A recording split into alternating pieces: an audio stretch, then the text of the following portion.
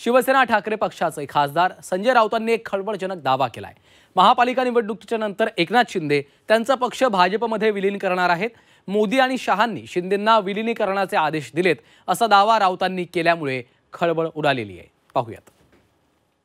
जर पालिका निवडणुका झाल्यावर तुम्हाला तुमचा पक्ष हा भाजपमध्ये विलीन करावा लागेल। एकनाथ शिंदे काय चीज आहे की राऊत सारख्यांनी 10 जन्म घेतले तरी त्याला समजणार नाही।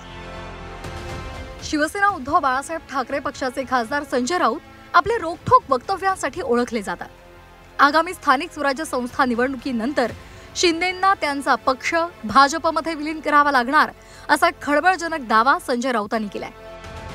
पंतप्रधान मोदी आणि अमित शहांनी एकनाथ शिंदेंना महापालिका निवडणुकांनंतर पक्ष विलीन करायला सांगितले असाही दावा राऊतांनी केल्यामुळे मोठी खळबळ उडाली आहे। यावर शिंदेंच्या शिवसेनेनं जोरदार प्रत्युत्तर दिले।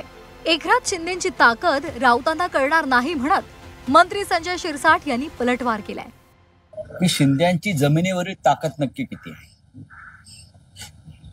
त्यांनी त्यांना वापरून घेतलं आमच्या विरुद्ध, महाराष्ट्राच्या विरुद्ध, मराठी माणसाच्या विरुद्ध, आणि अमित शहाचा आणि मोदींचा त्यांना थेट सल्ला आहे की महानगरपालिका निवडणुका झाल्यावर तुम्हाला तुमचा पक्ष हा भाजपमध्ये विलीन करावा लागेल। हे जे मी सांगतोय या सत्य आणि तथ्य आहे, कारण कोणत्याही परिस्थितीत कोणत्याही कायद्याच्या आधारे ते सुप्रीम कोर्टामध्ये आपला बचाव करू शकत नाही, हे आता सगळ्यांना माहिती आहे।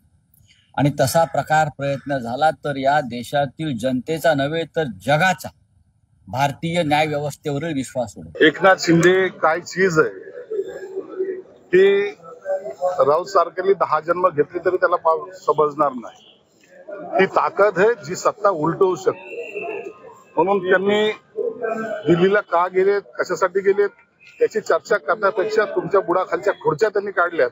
एवढी ताकद असलेला तो नेता आहे, म्हणून त्याचे हातपाय कधी लटपटणार नाही। आणि आमच्यासारखे खंदे समर्थक जोपर्यंत त्यांच्या बरोबर आहेत तोपर्यंत त्यांचा कोणी बालही बाका करू शकत नाही। एकनाथ शिंदेंच्या दिल्ली दौऱ्यावरून विरोधक सातत्याने टीका करत असतात। यावरून मंत्री चंद्रशेखर बावनकुळे यांनी प्रत्युत्तर दिले, तर संजय राऊतांच्या विलीनीकरणाच्या वक्तव्याचाही बावनकुळेंनी समाचार घेतलाय।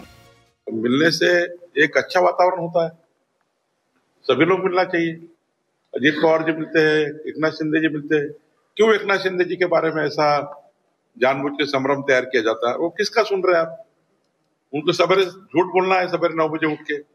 अब सवेरे 9 बजे उठ के संजय राउत झूठ बोले, उसके ऊपर मैं प्रतिक्रिया दूं, मेरी प्रतिक्रिया आपसे ले, ये ठीक नहीं है। माननीय मोदी जी को जो मिलते हैं वो केवल डेवलपमेंट ऑफ महाराष्ट्र की बात करते हैं, महाराष्ट्र में क्या डेवलप होना चाहिए, और मोदी जी भी डेवलपमेंट की बात करते हैं, राजनीतिक बात होती नहीं है। तो इसमें ये इनको लगता है कि महायुति तो और मजबूत हो रही है, एकनाथ जी तो मोदी जी को मिले फिर एक बार मजबूत हो गई है। ये जो बीच में नमक डालने का काम करते महायुति में। तर शिंदेंना पक्ष विलीन करावा लागेल या राऊतांच्या दाव्याचं भाजपनं खंडन केले।